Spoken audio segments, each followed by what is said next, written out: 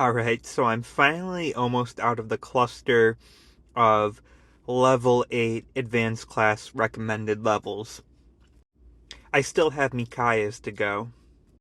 Right away, just basically looking at that map almost reminds me of a Fire Emblem Fates, my castle battle, just because of how spread out all of your units are by default. And I don't know, there seems to be a bit of a focus on ballistas in this level, which I forget if they were in Awakening at all, but I remember them first really catching my eye in Fates. I mean, I think you even had a class which was essentially a mobile ballista. Also, a spoiler alert for Fire Emblem Radiant Dawn, which is something this game kind of spoiled on me anyway, but apparently Micaiah and Ike have a battle against each other at one point. And I don't know, hearing that just has me a lot more interested in the Tellius story. As for the chapters I did Corrin's Paralogue, which I don't know. I wish they kind of focused a little more on Corrin's dragon vein ability in that level. It only really played a part in one turn, and I don't know. I kind of wish they had it as maybe a recurring thing happening, I don't know, every other turn, or maybe Corrin affects a few different areas, like, if I remember correctly, there was a left path and a right path in the general dried out river. So maybe you could have had Corrin, every first turn affect the left side, every second turn affect the right side, and every third turn affect the middle. After that was Eirika's Paralogue, and honestly, I already kind of forget it. It wasn't particularly bad or good, just sort of, I guess, forgettable. Which, no offense to Sacred Stones fans, but I guess that almost fits in a way. Like, thinking back, Sacred Stones is the only Fire Emblem game I've played from before Awakening. And I didn't remember this map, which was the final map, which I think says something. I think I remember every other final map from the games I've played for Fire Emblem. Actually, maybe not Echoes, but I definitely remember Awakening, Fates, and Three Houses. Oh, you know what? Never mind. Wasn't that kind of a callback to Awakenings? I don't know, that's kind of off topic, but I can only really kind of remember 3 maps. I can remember the one when you're escaping the castle when you first introduced to Ephraim and his little party there. I remember a map, I think it was earlier in the game, maybe when you get Tana. And I don't know, I remember there sort of being a river, some ships up top, and you sort of came in the middle there on the right side. And I think it was like forest underneath that, or maybe a village. I don't remember for sure.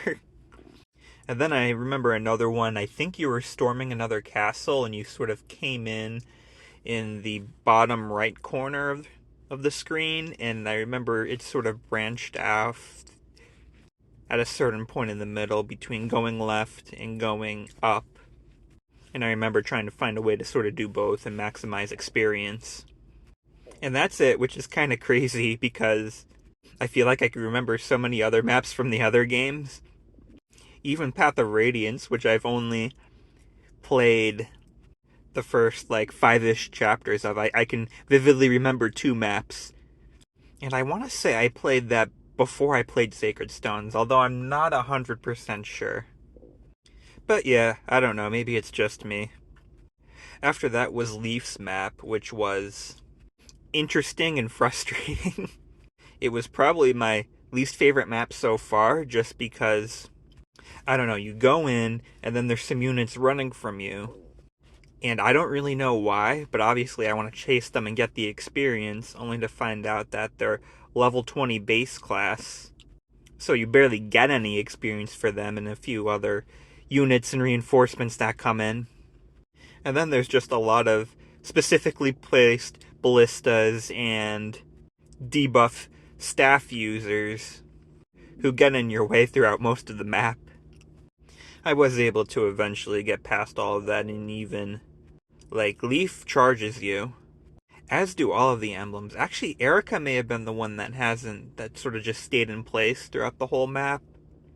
But he sort of charges you, and then I sort of had to corner him with units who can take hits and get healed in that, so I can have a few other units go towards where he originally was and take on the units that stayed there who were decently high leveled, and maybe there was a few decent drops with them as well. Luckily that all worked out, and then I did do the next story chapter, which was another... Actually, before I continue on, I guess another thing that sort of popped in my mind too is that I think Thracia 776 Leif's game is often considered to be one of the weaker, if not weakest, Fire Emblem entries, mainly due to it just getting really gimmicky and not detailed, difficult is what I mean to say. So I guess that this does also sort of fit with the theme of that game. But back to the main story chapter. It was another map whose main gimmick was not having everything visible, having an area of darkness, which is a little surprising. Normally you only get one or two of those maps per game based on the last couple entries, from what I can remember, and this is the third one, which is fine. I don't know. I'd be lying if I said I was kind of hoping there isn't another one of those maps between what I have left. I'm good. I've had my fill there. This one did do something sort of unique for the beginning part of the map. The boss, who was Grist from the Four Hounds, would essentially use silica to teleport into the darkness, so you don't know where he's at. And that was an interesting idea. I almost kind of wish that that went on throughout the whole map. Also, a little spoiler is that he sort of, both times I believe, was on the right side of the map, and the way it's laid out, which once again, this is you to returning to a location, so I don't really remember if this matches what was there before and they just sort of redid things.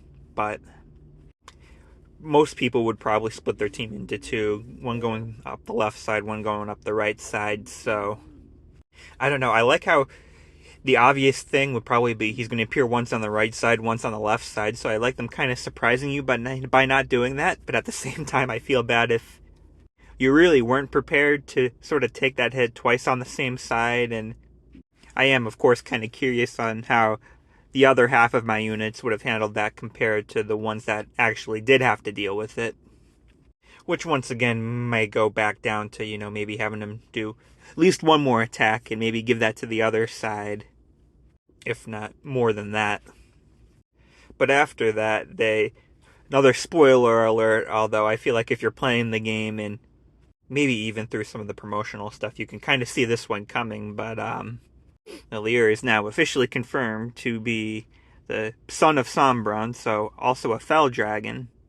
I am a little curious as how they may address Lumera's connection with Eirika at this point. Like, is she the actual blood mother, or is she just an adoptive mother? And how did she sort of create this hybrid fell divine dragon, and why? In general, though, I feel most of the characters had the reaction you would expect, with the emblems being like, oh, you seem so happy, so we didn't want to affect that by telling you the truth, and the rest of the characters just being like, yeah, you're you, this doesn't change anything, and Eirika sort of being nervous about whether people trust him or whether he can trust himself even with now that he knows some of the power within him or whatever.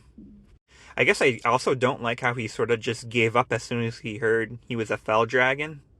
Like, oh, we can't defeat Sombron without the power of a divine dragon, but it's also kind of like, well, if you're both fell dragons, I'm assuming that you're evenly matched, and then you still have the potential of bringing Veil to your side, and I feel like there's still a good chance you can defeat him. I mean, I know there's the whole thing of Lumera was able to do some sort of ritual to put Sombron to rest for a while, but I don't know. I feel like in that situation, it's sort of like, okay, we can't do that, but we still have a lot of power. What can we do instead, I don't know. I guess I was just a little surprised. I mean, I feel like we have seen Eirika do a little growing and being a little more confident, and I can understand this being a little bit of a setback, but I guess I kind of thought we would see a little more out of him in that situation. A little more of a fight.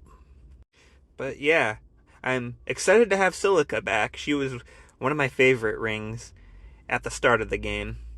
I am sort of starting to figure out how to use some of the rings better, or at least sort of assigning them where I feel like they would be the most efficient with their different abilities. I'm still not really sure the best way, though, for characters like, I think Leif is one, Ephraim and Eirika. Ironically, two of the Paralogues I just did, I'm not as sure on. Ike is another.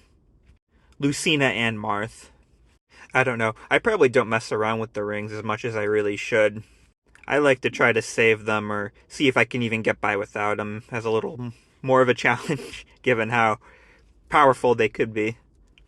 But yeah, I'm doing something a little different with the editing this time. It seems kind of obvious, but when I originally started this, I was considering doing this sort of format or continuing the way I started. So I didn't record for a little while, so then I just spoke over recording edited down of one chapter.